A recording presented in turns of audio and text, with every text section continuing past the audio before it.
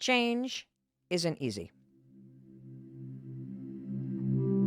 I wish it were. I wish it were easy. It is easy to identify friction. It is easy to identify your excuses. It is easy to identify the actions that you need to take. But taking those actions and feeling the emotions that come up and dealing with people's reactions, that's not easy. And it's really important for you to accept that and for me to accept that. Because when you accept the fact that change isn't easy, but it's possible, and it's worth it, and you're capable of it, that's the truth. And when you go into addressing all the areas of your life that aren't working, whatever that may be for this moment in your life right now, when you start this process and you remember these 3 things, that your life is always trying to teach you something, and the biggest teacher is areas of your life that create friction.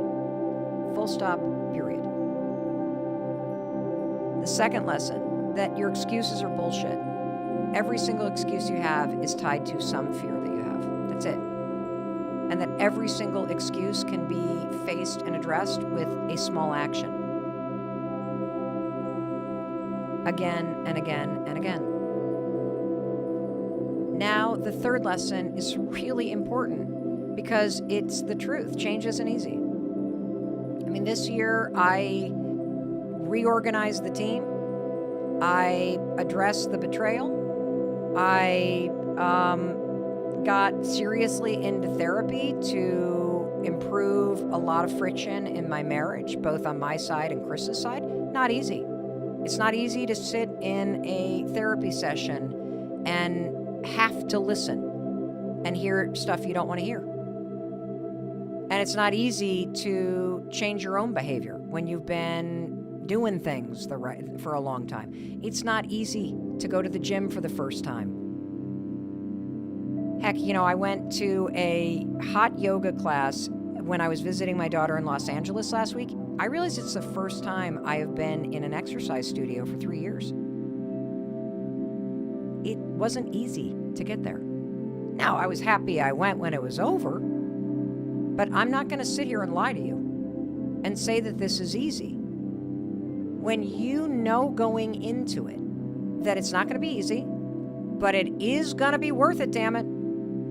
And that I am capable of showing up for myself. I am capable of doing this. I am capable of inching along. I am capable of pushing through the fear. I am capable of identifying friction. I am capable of slowly moving my life from the shitty side to the awesome side.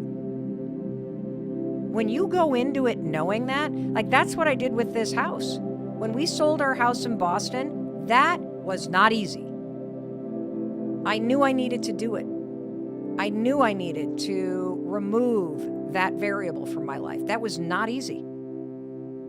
And not only was it not easy, but I had a pretty big mental breakdown over it. I did not expect the wave of grief that was going to hit me selling the home that we raised our kids in for 26 years.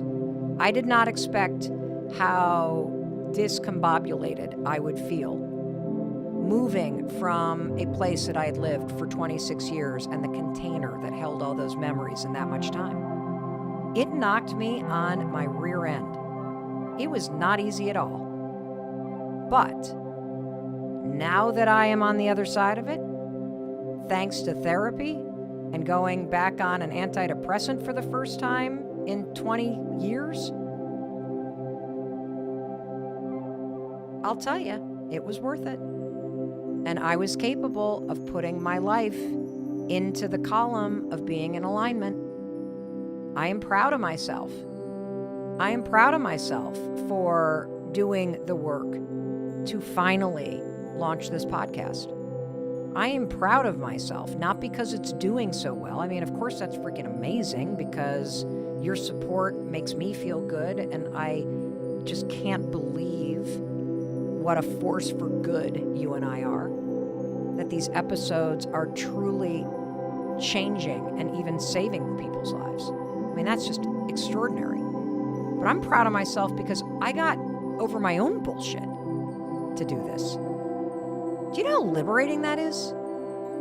When you push through your own stuff, when you commit to your happiness and to your goals, knowing this is not going to be easy, but it's going to be worth it. Knowing that I got what it takes within me to remove friction, to go toward the things that I want.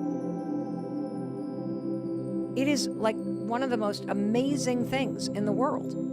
And yeah, you may be like my son Oakley, sitting upstairs alone in a closet with nobody watching as you put your first video out there. Who cares? You're not doing it for them. You're doing it for you and the potential of your life and the dreams that you have inside of you and the happiness that you deserve. Like, I really feel like there's kind of two states in life because it's about energy. You're either feeling friction, and that means something's off, and there's just something to address. Don't beat yourself up. Big lesson for me.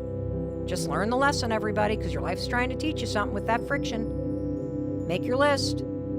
Any area where there's life, where there's friction, there's a pattern to address. There's a place that's making you miserable. There's somebody, a person. That's it. That's it. That's all that there is. There's a process. There is a process. Every breakdown that Chris and I have basically has to do with the fact that we have a broken process. When we are not in communication, Chris retreats and I keep going.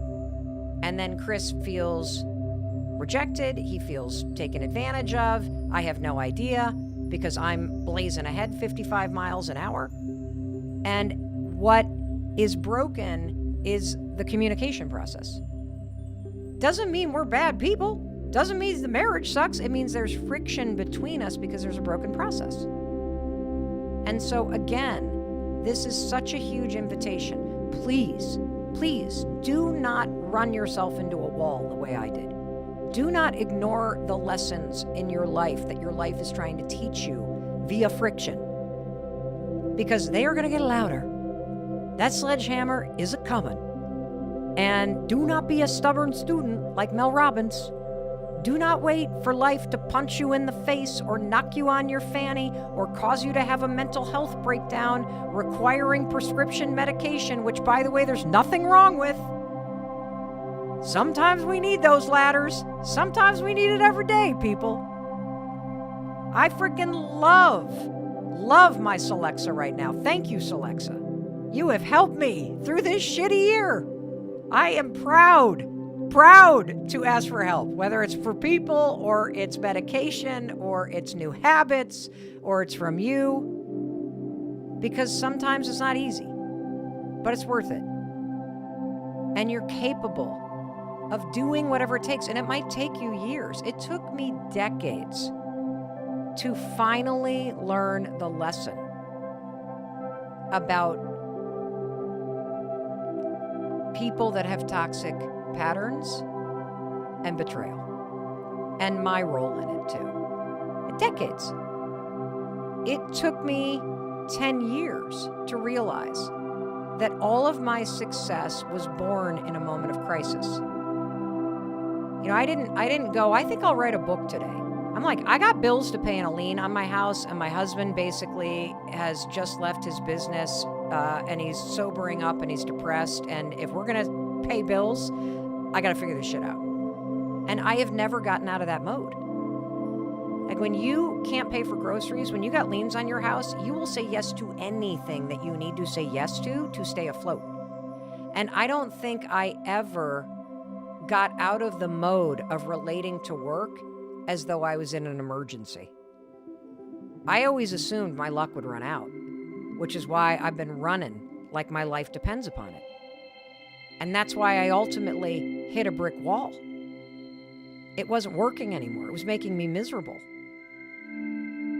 And so when you stop and you write out the friction and you look at the lessons, please, like, do it now. Do not do the same stuff over and over and over for decades like I have. You do not need to wait for a sledgehammer. You can wake yourself up with a blank sheet of paper and 2 columns and a pen. And you will wake yourself up faster if you have a friend with you who will be a truth teller.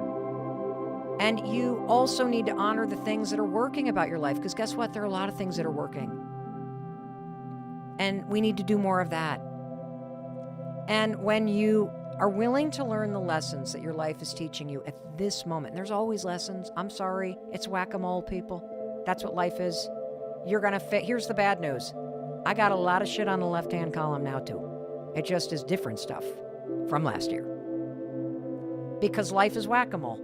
Life is school, people. You can enjoy it, you can hate it, but you got to attend it. That's the deal. And there's a lesson every day. And the biggest lessons are in the biggest moments of friction and the highest moments of joy.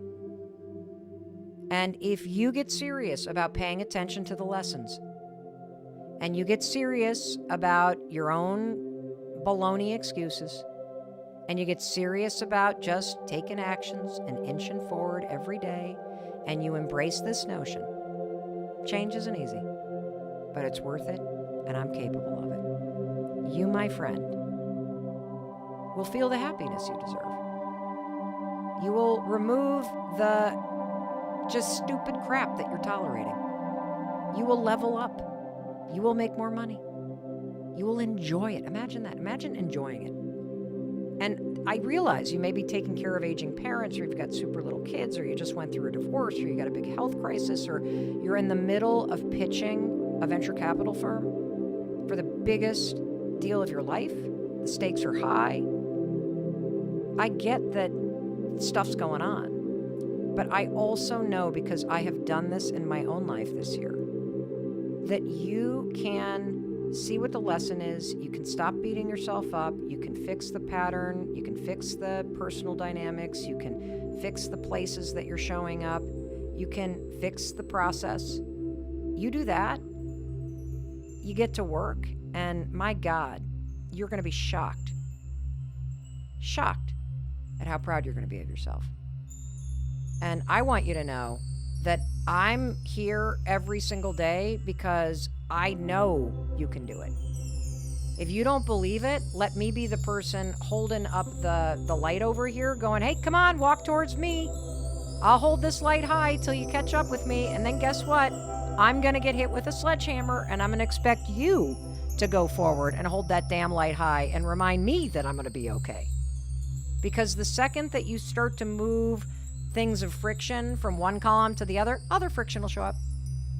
One of your kids will have a breakdown. It just always like a charm, right? People always say, how are your kids doing? I'm like, well, today everybody's okay. Because God knows tomorrow somebody could have a mental breakdown. It's whack-a-mole. But we're playing it together, right? We're going to ride the waves together, everybody.